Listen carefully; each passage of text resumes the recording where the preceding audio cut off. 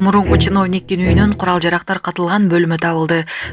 Апамды таап берген элеме рахмат. Жумалиева Меримдин дайынсыз жоголгонунан 2 ай өткөндөн кийин кызы Асел коомчулукка кайрылып, кыргыз элинен жардам сураган. Бул кабар эл арасында тез тарап, чоң колду тапты.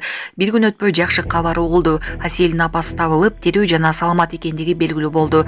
Бул жаңылыкты Асел кубануу менен каналыбызга кайрылып билдирип, ыраазычылыгын айтып өттү. Жана башка жаңылыктар түрмөгү видеого лайк басып, Манас ТВ каналга катталып, акыркы жаңылыктардан кабардар болуп туруңуз. Саламатсыздарбы кыргыз эли, мен Жумалиева Асел.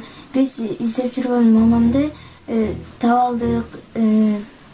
Кыргыз элине жана Сокол медиага чоң ыраазычылык билдирем.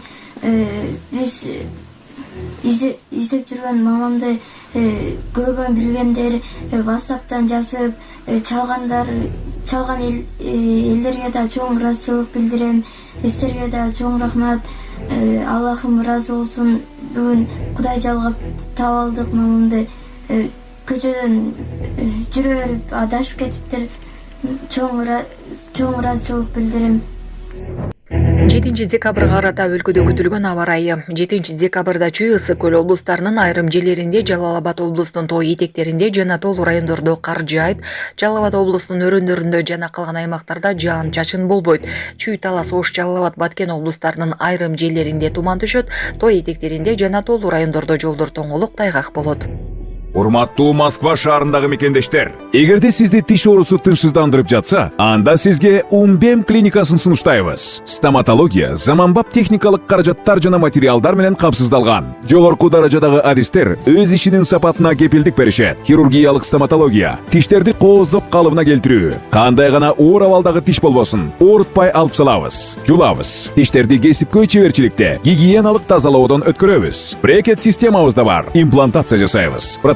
Металлокерамика, цирконий жана башка түрлөрдү колдонуу менен сиз каалаган сапатта тиштериңиздерди оңдоп түзөп, салып жана тазалап беребиз. Биздин дарек Москва шаары, ВДНХ метросу, Кондратюка көчөсү 2, байланыш номеру +7 925 103 22 55.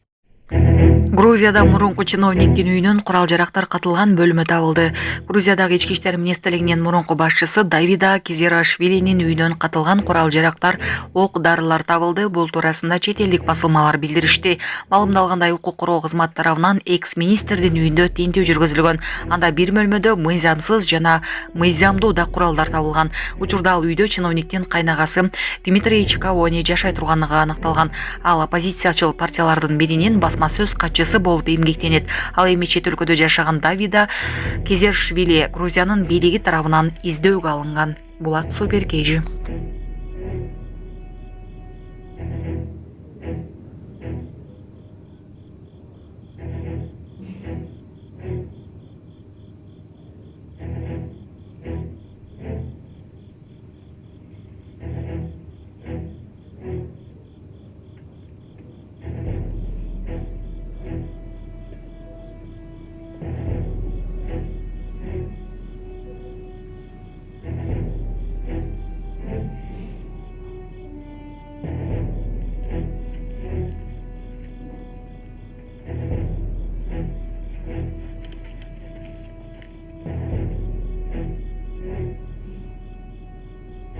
Өзгөн айланма жолунун боюнча сиздин атыңыз аралаштырып, негизи бул проектке кантип аралашып калдыңыз эле, анан ушул боюнча айтсаңыз да. Бул проектке биз Долборгон Нурлан Чолпонбаевич мени сунуштаган мага.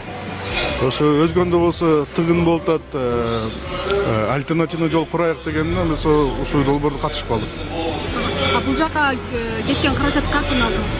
Бул жака кеткен каражатты 20 жыл мурун курулган заводубуз бар эле. Ошо заводду сатып, жана болсо кредит алып туруп экөөнүн баарын кошуп, бул жолго сатпадык да. Негизи эле айтсаңыз, бул жол өзү канча жылда өзүн акташы мүмкүн эле? Бул жол өтө татаал жолдордун бириси. Бул жол 15 жылдан 20 жылдын ичинде өзүн акташ керек эле. Азыр долбоордо сиз барсызбы? Бул долбоордо азыр мен жокмун. Бул долбоорду кача бир айга жетпей Темиров Лайф деген бир блогер болсо видео чыгарган экен эле. Ошо видеодон атам көрүп, анан атам өзүнүн сунушун айтып, балам силер жакшылык кылып атсаңар, ошо жакшылыкты көрө албай сен жаман мамлекеттен акча уруп атасың дегенде мааниде көрсөтүп атканына байланыштуу бул долбоордон чык деди. Долбоордон мен бүгүн чыгып кеттим. Жана үй бүлөбүздүн бизде эч кандай бунун катышы жок. Биз бул жер долбоордон 100% чыгып кеттик. Негизи эле бул жака долбоорго катышып атканда кандай максаттар менен кошулдуңуз эле негизи? Максаттар болсо ушу элдерге жардам берейик деп. Долбоор болсо өтө кыйын, татаал болгонуна байланыштуу бул долбоорду өзүбүз алып барайык дегенбиз.